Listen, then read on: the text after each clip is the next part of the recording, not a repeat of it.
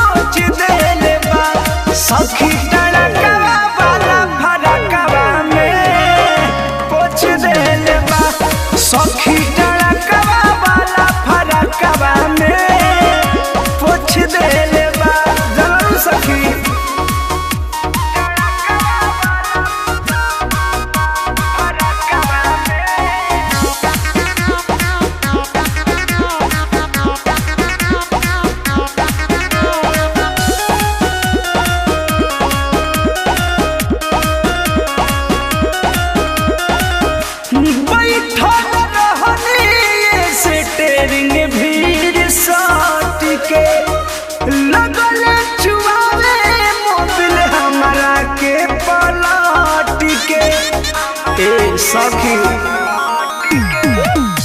बैठल रहनी स्टेरिंग भीड़ साट के लगल चुबावे मोबिल हमरा के पलट के इंजन गरमाई हुए पोटे सुताई हुए इंजन गरमाई हुए पोटे सुताई हुए सगरी खरोच देले बा सखी टड़कवा वाला फड़कवा में पोछ देले बा सखी टड़कवा वाला फड़कवा में पोछ देले बा।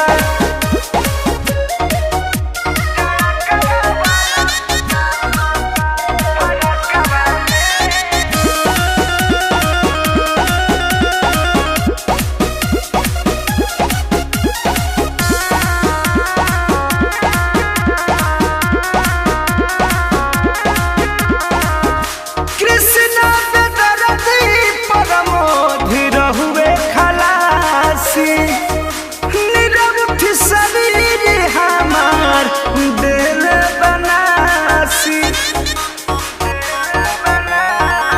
हाँ कृष्णा पे दरदी परमोधि रहुए खलासी निरवधि शरीर हमार दिल बनासी।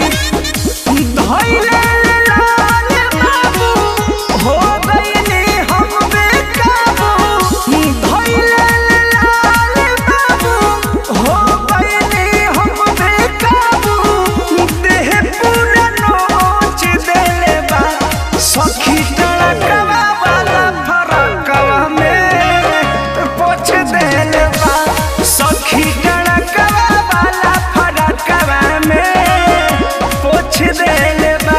अरे जाए गिरी से छूट जाए।